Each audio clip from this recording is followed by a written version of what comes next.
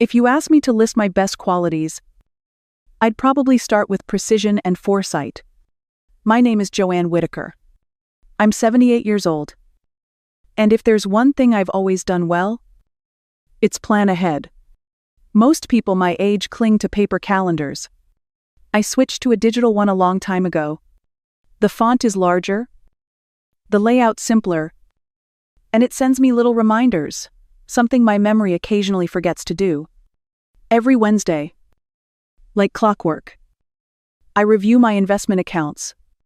They're nothing flashy, mostly index funds, a few bonds, and some dividend stocks that Henry, my late husband, picked out before he passed. We weren't rich people, just smart savers, quiet savers. He worked in public transit. I spent 37 years at the Department of Treasury auditing people who made 10 times what we did. And yet, when Henry passed 10 years ago, I was shocked at how well we'd prepared. These days, I live alone in a small apartment in downtown Minneapolis. 1 bedroom, a modest kitchen that opens into the living room, and a tiny balcony with a basil pot that keeps trying to die on me. It's nothing luxurious, but it's mine, and nobody questions my choices in it. But the biggest asset I own isn't where I live now. It's a 2-story home in Edina, a quiet, tree-lined suburb outside the city. White siding, black shutters. We bought it nearly 20 years ago for our only child, Tyler.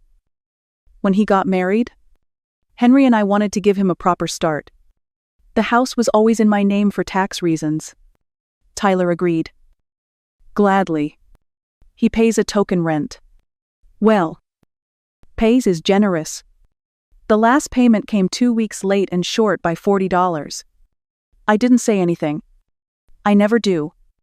Inside that house lives Tyler, his wife Melanie, and their 2 kids, Zoe and Logan. Good kids. Smart. Distant. If you pass the house, you wouldn't think twice about who really owned it. And that's just how Tyler prefers it. Until he wants something fixed, or bought, or transferred. That house.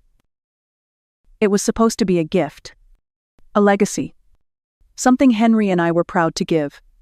But lately, it's starting to feel more like a leash. And my neck is getting sore. Henry and I were never flashy people. We didn't do grand vacations or designer furniture. Our joys were simple Sunday pancakes, long walks around Lake Harriet, jigsaw puzzles on rainy days. When Tyler was born, he became the center of our world. It had taken us years to conceive. And by the time I gave birth, I was 34.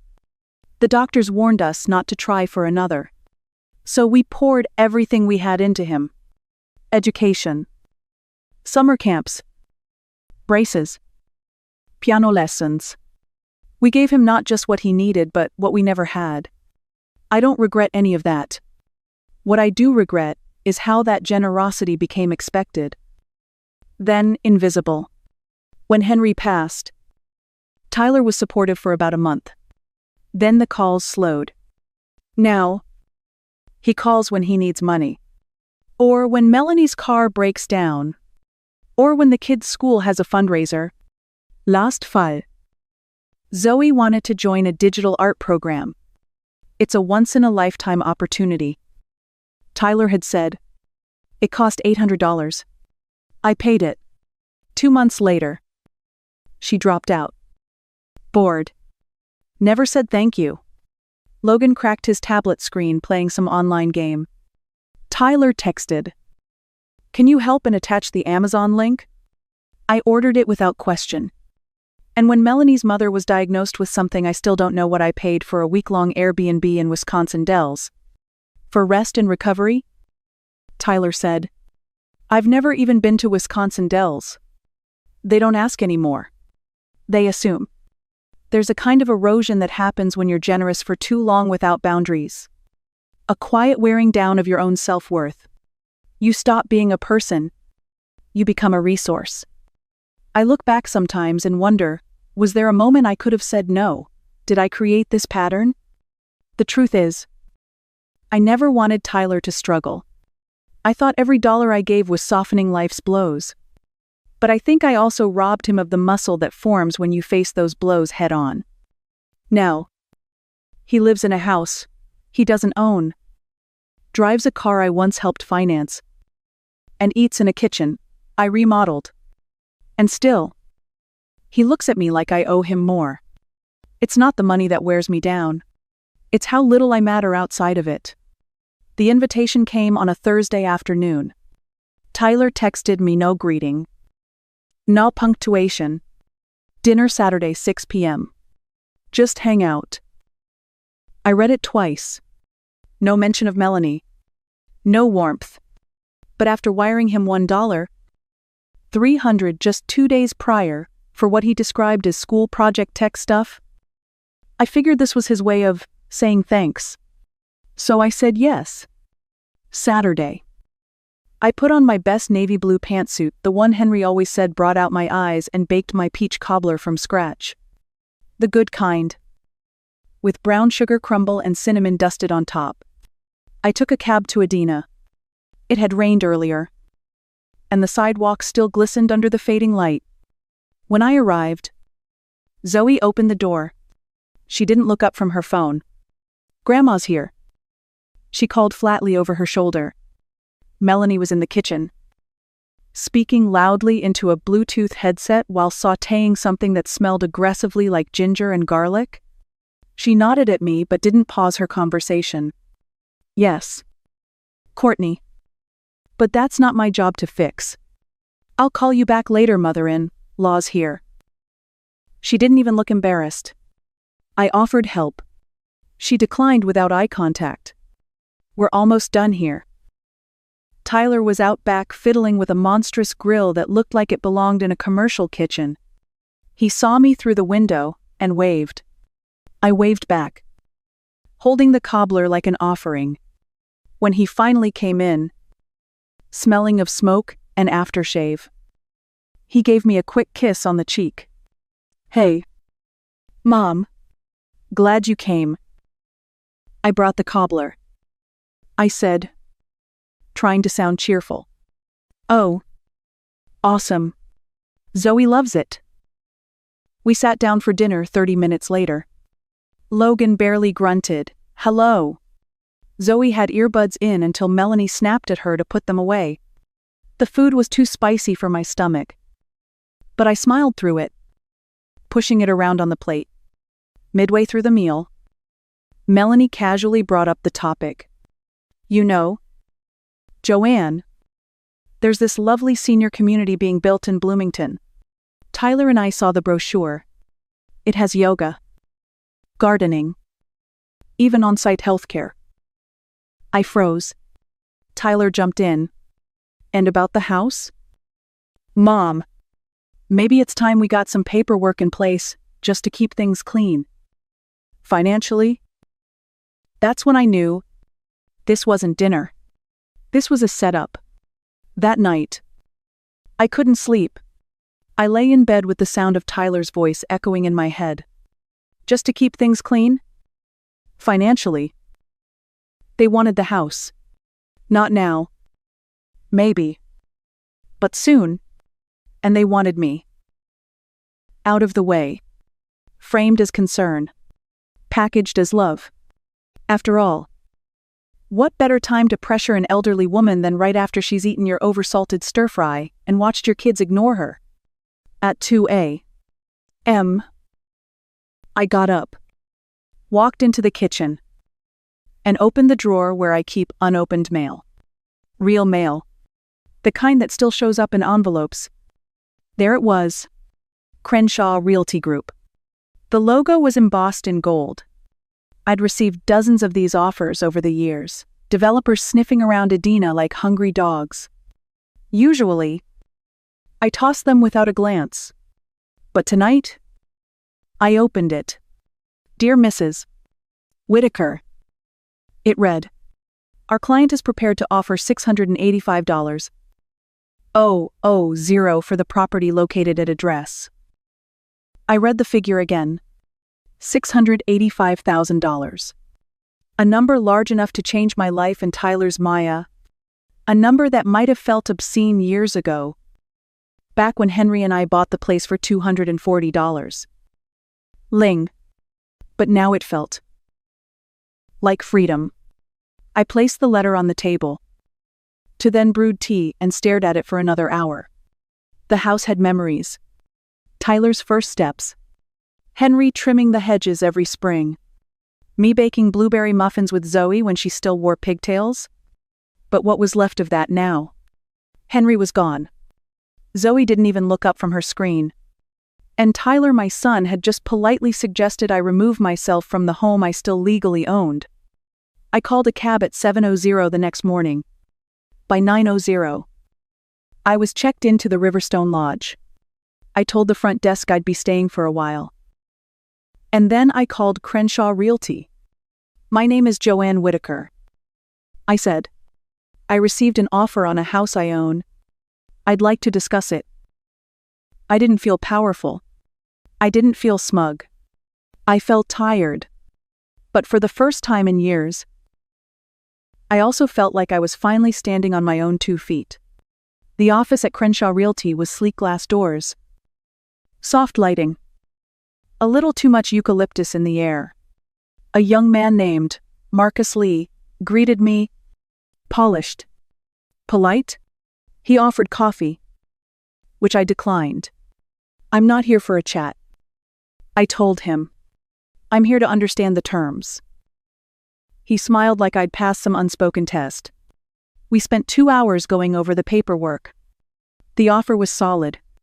No contingencies. Full payment within 3 weeks. And yes, because the property was solely in my name, I was legally entitled to sell it without informing the current tenants until 30 days before closing.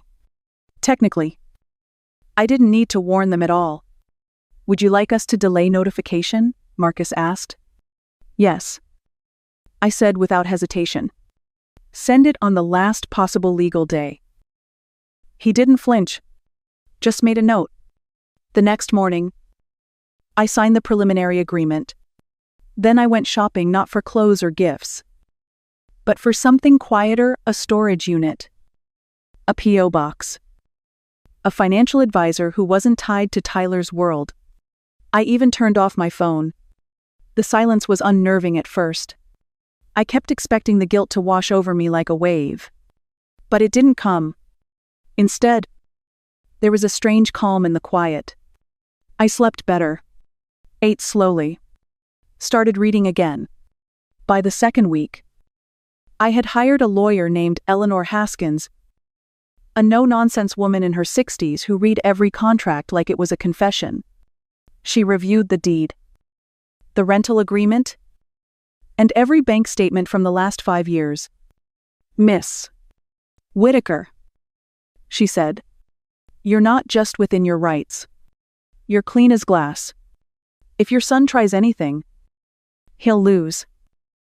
I nodded. It wasn't about punishing Tyler. Not really. It was about reclaiming the parts of myself I'd handed over piece by piece every time I paid quietly. Smiled tightly. Said yes when I wanted to say no. Now the house was almost sold. The deal would close in 10 days. The eviction notice would arrive the next morning. And I still hadn't returned a single one of Tyler's 14 missed calls. I wasn't hiding. I was choosing peace. On the morning the eviction notice was delivered, I turned my phone back on. 27 missed calls. 10 voicemails. A stream of text messages from Tyler, Melania, and even Zoe. They ranged from confused to frantic. The last voicemail was from Tyler's mom. "I don't know what's happening, but we got a notice saying the house has been sold. This has to be a mistake. Please call me." So I did. "Mom, thank God." "What's going on?" His voice was sharp with panic. "There's no mistake. Tyler, the house has been sold." Silence. Then You sold our house, without telling us. It was never your house, I said, calmly. And you told me to start thinking about moving out. I did. His voice cracked. You blindsided us. You didn't even give us a chance. I gave you 20 years. Tyler, 20 years of living in that house, rent-free. With upgrades and support. And now? I'm giving you 30 days. 30 days, he exploded. Where are we supposed to go? What am I supposed to tell the kids? That's for you to figure out. I can't believe you'd do this to your own family. He snapped. You're heartless. I took a breath. I'm offering a $50. Zero interest-free loan to help you with a down payment. If you want it. But the timeline is non-negotiable. You're offering us a loan. You just made almost $700. Zero. And you want us to pay you back. I'm offering you help. I repeated. Not another favor. Not another free ride. There was a pause. I could hear him breathing through his teeth. Fine. Then I guess I'll get a lawyer.